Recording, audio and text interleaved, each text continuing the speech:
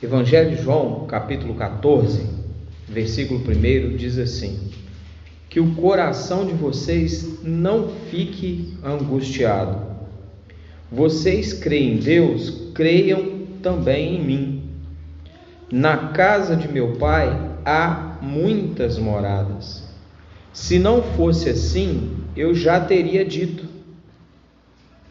vou preparar um lugar para vocês. Quando eu for e preparar um lugar, eu voltarei e os receberei para mim mesmo, para que onde eu estou, vocês também estejam. E vocês conhecem o caminho para onde eu vou. Antes de continuar, eu vou explicar esses versículos para os irmãos, que é de uma profundidade muito grande.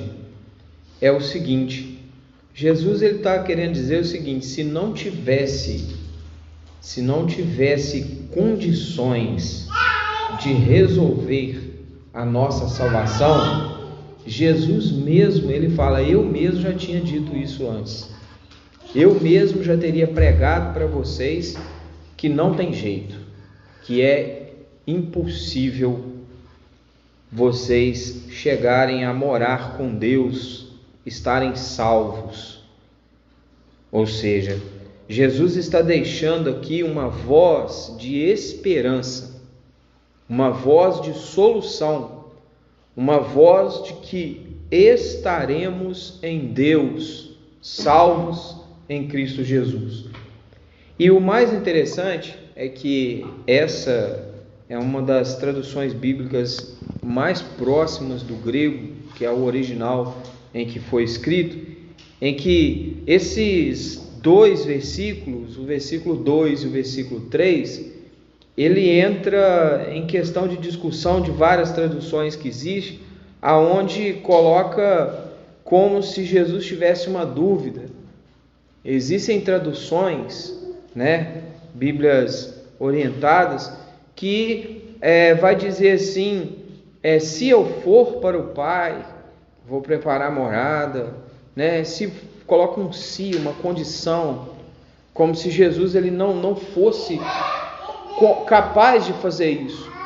Mas na verdade, você vai ver às vezes muitas coisas na internet e na verdade o texto não é dessa forma. O texto é desse jeito que eu li para os irmãos. Ele diz assim, já direto: na casa de meu Pai há muitas moradas. Não tem dúvida. Na casa de meu Pai há muitas moradas. Então preste bem atenção. O que seria essa casa do meu Pai? Jesus, quando ele vai falar desse texto, ele trata ele como se fosse algo futuro, porque ele ainda estava ali antes, do seu sacrifício, antes de resolver a questão da crucificação, que nos traria o perdão pelo sacrifício. E o mais interessante aqui é que Jesus ele fala com uma alegria. A mensagem de Jesus nesses versículos, ele fala em tom de comemoração, em tom de uma alegria, de uma certeza. Jesus está falando com uma convicção, uma tranquilidade, uma alegria, assim, que a gente percebe. Eu, quando leio esses versículos, eu penso que Jesus, ao falar tais coisas, ele estava sorrindo, ele estava com o coração cheio de tranquilizar, porque a primeira frase que Jesus disse é que o coração de vocês não fique angustiado. Se Jesus está dizendo que é para nós não ficarmos angustiados e o assunto é a vida após a morte, ele está trazendo tranquilidade. A morte, ela não vem a ser, para nós que cremos em Jesus Cristo, um impedimento. A morte, ela não vem a ser, para nós que cremos em Cristo, e o foco da mensagem é chamar as pessoas: crê em Deus, crê também em mim, confie. Essa é a palavra da mensagem nesse início de diálogo. Confie, creia em Deus, creia em mim. Não ande os corações de vocês angustiados. E ele fala: na casa de meu pai há muitas moradas. Se não fosse assim, eu já teria dito, pois eu vou preparar lugar. É uma promessa, é certo, não há dúvidas, não é um talvez, como a Central Gospel e algumas outras traduções, às vezes aparece: se eu for para o Pai, vou preparar. Não, não é assim. É por isso que eu gosto muito dessa literatura da Bíblia de Genebra, a Bíblia de Genebra de Estudos, é porque ela vai direto ao ponto. Ela procurou trazer uma firmeza e diz assim: se não fosse assim eu já teria dito. E vem a promessa firme no versículo 2: eu vou preparar lugar para vocês. E quando eu for preparar um lugar, eu voltarei. Não é talvez eu voltarei. Se você perder salvação, se você não chegar lá, não tem dúvida, eu vou para o Pai e eu voltarei e os receberei para mim mesmo. Por que ele fala que é para ele mesmo? Um detalhe que muitas pessoas vai perdendo ao longo de suas pregações, e algumas igrejas vão ministrando, é que vai tratando de salvação como se Deus estivesse lá esperando à toa, quieto, imóvel, sem fazer nada com você, e você sozinho está pagando um preço para ser salvo, você sozinho está se esforçando para ser salvo, você está fazendo alguma coisa para encontrar Jesus, quando o texto, na verdade, ao ler o Evangelho profundamente nas palavras de Jesus, desde o primeiro ao quarto livro que expressa o Evangelho, Mateus, Marcos, Lucas, João, essas quatro literaturas, elas vêm mostrando que Deus prometeu para si mesmo nos salvar, e Ele dá a nós como ovelhas para Jesus. Então, quando Jesus vem para ser sacrificado, é Jesus que merece, pelo seu sacrifício, aquilo que o Pai, em todas as profecias, prometeu a dar ao Filho. Então, por isso, Jesus confirma, dizendo: eu vou porque eu receberei, eu voltarei e receberei para mim mesmo. É como se Jesus, literalmente, tivesse o direito de possuir as nossas almas pelo fato de ter morrido por nós. Não é você quem merece a salvação, é Jesus que merece a sua alma por ter morrido por você. Essa diferença de pregação cria um terrorismo na mente das pessoas. Ao invés de ser como Jesus diz, que eu vos dou a minha paz, uma mensagem de promessa, uma mensagem de alívio, uma mensagem de que não se paga para morar no céu, uma mensagem de que não se sacrifica para morar no céu, uma mensagem que não se conquista pelas obras, a salvação, apregoa um terrorismo no coração das pessoas, coloca as pessoas desesperadas. Mas o Evangelho é não o Evangelho da salvação. A salvação é a consequência do trabalho de Jesus Cristo pelo Evangelho. Preste bem atenção nos detalhes que vão continuar no texto, e o que falta a essas pessoas é parar de pregar versículo isolado, parar de ler a Bíblia, ler um versículo só e pregar 1 hora seguida. Não, o texto tem momentos importantes, mensagens importantes. Nós ouvimos tanto falar na internet, algumas mensagens antigas, coisas que não são o que Jesus falou. O nosso foco, olha que coisa linda e maravilhosa, que acontece em humilde no lugar que congregamos. O primeiro momento nosso é o momento com a palavra, e uma leitura de um estudo profundo que o pastor Jesus traz aqui para nós, ali, se você continuar prestando atenção na palavra lida no início, da palavra oficial, e o texto explicado do estudo, isso vai tranquilizar a sua alma em muitos pontos, muitas coisas aqui vão ser lidas. E olha só que interessante, Jesus diz: eu voltarei. Não tem dúvidas, é um fato, ele voltará. E receberei para mim mesmo, para que onde eu estou, estejam vós também. E olha que interessante, a promessa é: não fique com o coração angustiado, porque aonde eu estarei, vocês vão estar também. Vocês conhecem o caminho para onde eu vou. Jesus aqui ele vem a tratar sobre o caminho para o Pai. A vida do cristão é um caminho para o Pai.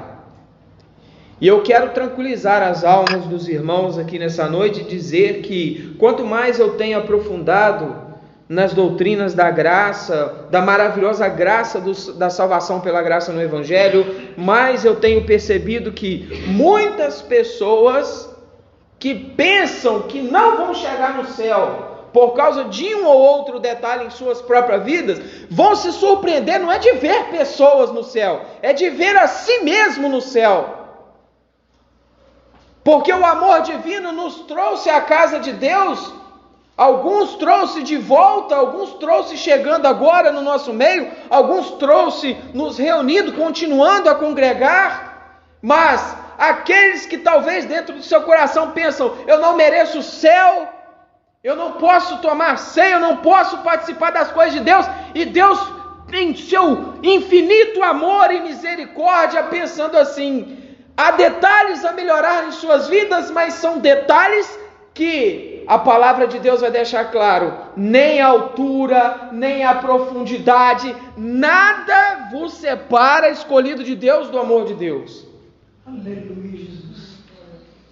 Talvez até mesmo em nosso meio vai haver alguns que ao partir para a eternidade vão se surpreender em chegar salvos no céu, porque a graça maravilhosa de Deus lhes trouxe: eu voltarei e os receberei para mim mesmo, porque é importante que não haja angústia no coração das pessoas, porque você precisa entender a graça divina para ter paz em seu coração.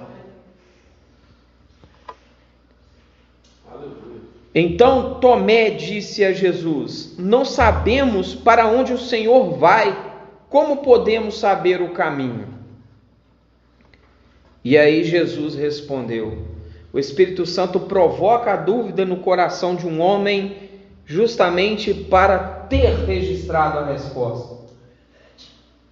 Aleluia. Jesus vai lá e põe no coração de Tomé a dúvida. Tomé recebeu o ministério da dúvida, recebeu o ministério da pergunta, o ministério de duvidar. Mas Deus, através deste ministério em que muitos observam que seria uma pessoa sem fé, uma pessoa sem entendimento, uma pessoa que faz perguntas que não era para fazer, que talvez pareceria uma mensagem de afronto, porque se Jesus acabou de afirmar que vocês conhecem o caminho, de onde é que aparece um corajoso de falar: não sabemos o caminho, como vamos saber para onde vamos? Não sabemos para onde você vai, como é que nós vamos saber o caminho? Mas foi Jesus, pelo Espírito Santo, quem lhe provocou a dúvida, e Jesus responde: eu sou o caminho, a verdade e a vida.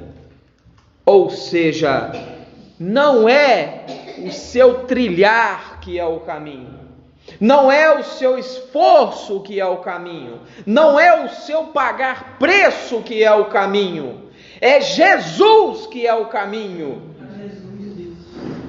É o que Jesus fez por você, para que você fosse salvo, para poder caminhar em Cristo, que é o caminho. É um pouco diferente, talvez para aqueles que estão não há muito tempo no caminho de uma perspectiva tradicional, reformada, mas a visão do Evangelho é uma visão onde vai abrindo a nossa mente para a paz com Deus. E o texto está dizendo: eu sou o caminho, a verdade e a vida. Ninguém vai ao Pai a não ser por mim. Isso significa, Laurindo, você não vai para o Pai por você. Você vai ao Pai por Jesus. Jesus é o caminho, não é o seu esforço. O seu esforço buscando santificação é para o seu relacionamento com Deus. Então, chegamos ao entendimento de que somos salvos pela graça e não pelas obras. Então, chegamos ao entendimento que nós buscamos a santidade por ser salvo e não para ser salvo. Esse estudo não nos deixa negligente de lutar contra o pecado. Pelo contrário, é o fato de recebermos salvação sem merecermos, é o fato de recebermos Cristo por amor, por misericórdia, que a gente deve sentir vergonha dos nossos pecados e lutar contra todos eles. Se vocês me conhecem, conhecerão também o meu Pai, e desde agora vocês o conhecem e têm visto. Aqui Jesus está revelando a sua divindade. A dúvida de Tomé é: não sabemos para onde você vai, para onde o Senhor vai, como vamos saber o caminho? E Jesus responde que Ele é o caminho, mas o detalhe principal é: se vocês me conheceram, conhecerão também o Pai. E desde agora vocês o conhecem e têm visto. Jesus está assumindo que Ele é o Pai. Jesus está assumindo que Ele é o Pai e que Ele é o caminho. Jesus está assumindo aqui uma coisa muito complexa. Por quê? Porque isso aqui condenaria Jesus à morte na mesma hora, na visão dos judeus. Porque com essa palavra é o mesmo que dizer: eu e o Pai somos a mesma pessoa. Vocês têm visto o Pai, vocês têm me visto. E aí Felipe disse: Senhor, mostra-nos o Pai, e isso nos basta. E aí Jesus, sem medo, responde: há tanto tempo eu estou com vocês, Felipe, e você ainda não me conhece? É como se Deus abrisse o véu de si mesmo e deixasse: olha, vou colocar de lado aqui a profecia, o Filho, a profecia, o Cristo, a profecia, o Jesus, e já assume. Olha só que interessante. E você ainda não me conhece. Aqui já não é Jesus respondendo, é o Pai respondendo porque ele disse: você não me conhece. Me mostra o Pai. E isso já basta. E Jesus disse: quanto tempo eu estou com você e você não me conhece? Aleluia, Deus. Quem vê a mim, vê o Pai. Como é que você diz: mostra-me o Pai? Você não crê que eu estou no Pai e o Pai está em mim?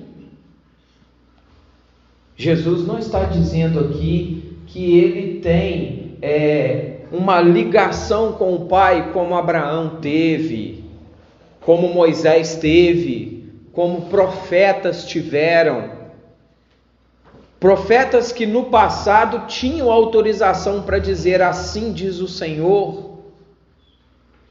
Jesus aqui ele está assumindo ser o Pai. O Pai está nele. Ou seja, naquele corpo de Cristo não tinha uma alma distinta.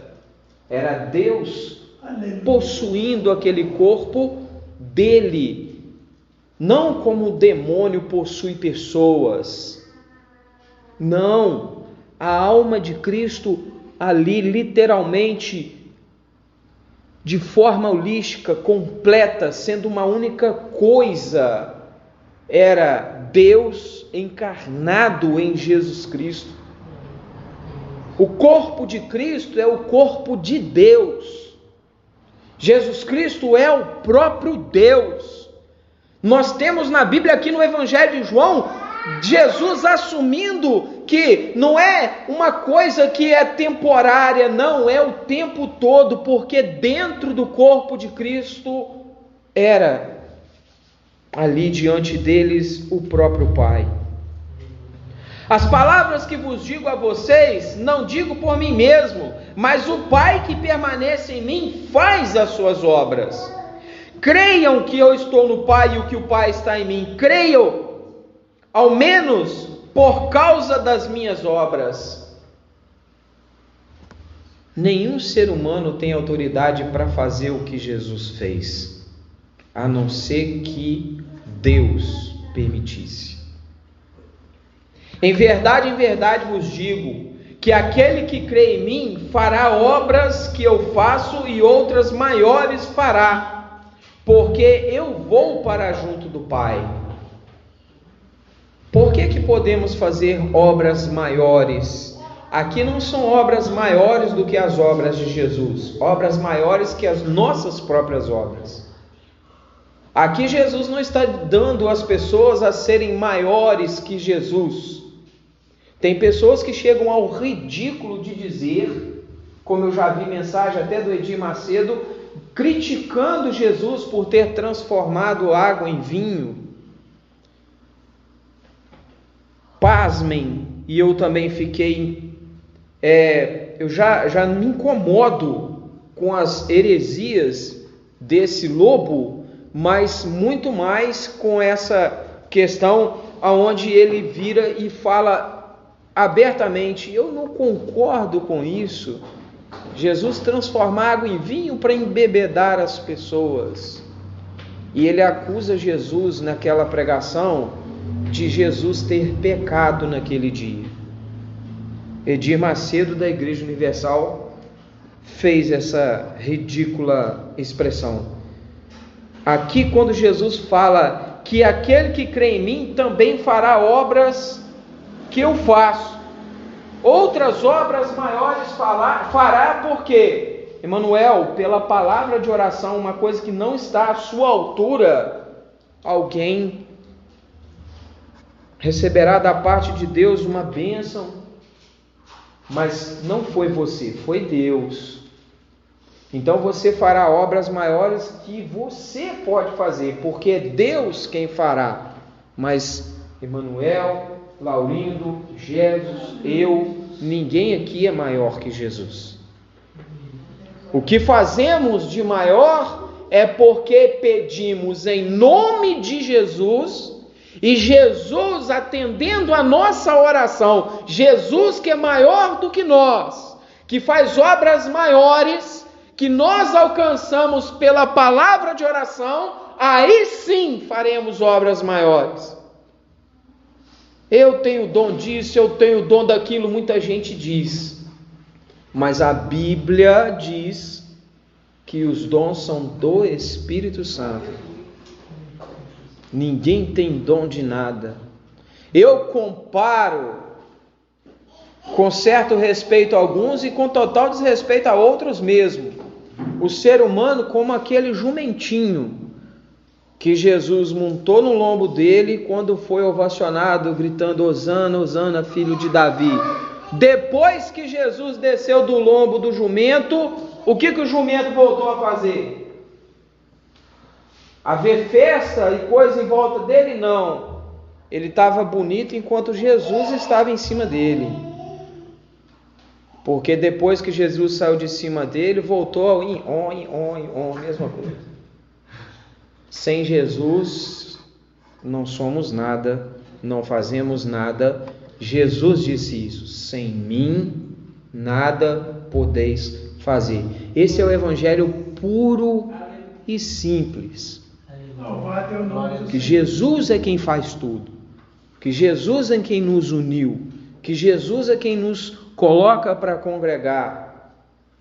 A minha sogra, a irmã Luísa, meu sogro, provavelmente até o irmão Gesso, que é das igrejas da época mais antiga, vai lembrar. O cristão chegava na igreja, antes de começar o culto, ele se ajoelhava na sua cadeira e dizia: obrigado, Senhor, porque eu não vim aqui por mim mesmo, foi o Senhor que me trouxe aqui. Se fosse olhar por mim mesmo, o cansaço, o trabalho, eu não viria, mas o Senhor me trouxe aqui. E a glória, até de vir no culto, pertence a Deus. A glória de servir a Deus pertence a Deus. Então, embora uns estejam sentados aqui na frente, outros estejam sentados aí, somos todos iguais perante a Deus. Não existe essa de que o pastor tem que ser melhor tratado, o obreiro tem que ser melhor tratado. Não tem disto. Quanto mais aqui sentamos e crescemos em Cristo, mais descemos o degrau para servir. E assim somos diante de Deus, porque no fim todos estamos aqui para cultuar a Deus. Todos estamos aqui para glorificar a Deus somente, e somente a Deus glória. Somos gratos uns pelos outros, uns com os outros, pelo esforço que cada um se ajuda quando vamos fazer um evento. Um faz uma coisa, outro faz outra, e isso nos ajuda uns aos outros, somos gratos. Mas acima de tudo está Deus, é o único que merece graças te dou por tudo que tem feito por cada um de nós. E para concluir essa mensagem, Jesus finaliza exatamente o que eu estou falando no versículo 13 do Evangelho de João, capítulo 14, que estamos aqui lendo. E tudo que vocês pedirem em meu nome, isso farei, a fim de que o Pai seja glorificado no Filho. Se me pedir alguma coisa em meu nome, eu o farei. Mais uma mensagem firme, presbítero Laurindo. Mais uma mensagem firme, presbítero Jesus. Uma promessa, não há dúvida. Para nós que oramos, se me pedires alguma coisa em meu nome, eu farei. Então, quando você passar de novo por esses versículos, o versículo 12, por exemplo, que diz que vos digo que aquele que crê em mim fará as obras que eu faço. Mas por que fará? Porque tudo que pedires em meu nome, eu farei. Tudo que pedires em nome de Jesus, Deus faria. Não é porque nós faremos obras maiores que Jesus. Tem gente que se acha tão santo, que Deus responde ele e vai dizer: eu determino, eu profetizo. Não faça isso. Não podemos determinar nada e profetizar nada. Nós podemos orar. E se Deus quiser, fará. Se Deus quiser, responderá a oração. Esse vocativo que se vê em muitas igrejas. Olha para o irmão que está do seu lado e profetiza, determina, decreta na vida dele. Não tem, às vezes, a pessoa nem vida com Deus para desejar nem o bem na vida do que está ao seu lado, e vai receber uma ordem para determinar. Quem decreta é Deus, quem determina é Deus, quem profetiza é Deus. O que fazemos é orar, e se for da vontade de Deus, assim será feito. Então, concluindo essa mensagem dessa noite, quero dizer para os irmãos, resumindo do início ao fim aqui, bem rápido, que o coração de vocês não fique angustiado. Vocês creem em Deus, creiam em mim. Do mesmo jeito que vocês acreditam em Deus, acreditem em mim. Jesus chama eles isso. Na casa de meu pai há muitas moradas, se não fosse assim eu já teria dito. Eu vou preparar lugar para vocês. Quando eu for preparar lugar, eu voltarei e receberei para mim mesmo, para que onde eu estou estejais vós também. E Jesus disse: eu sou o caminho, a verdade e a vida. Ninguém vem ao Pai a não ser por mim. E aí Jesus, ele atesta que ele e o Pai são a mesma coisa, a mesma pessoa. Em verdade vos digo que aquele que crê em mim fará estas obras que eu faço. Então a nossa igreja, ela vai crescendo de conhecimento, de graça e de fé, porque nós vamos aprendendo que se pedirmos em nome de Jesus, Jesus fará. Vamos fazer uma oração nessa noite pedindo a Deus as nossas preces, as nossas vocativas, orações em Cristo Jesus. Amém? Glória a Deus.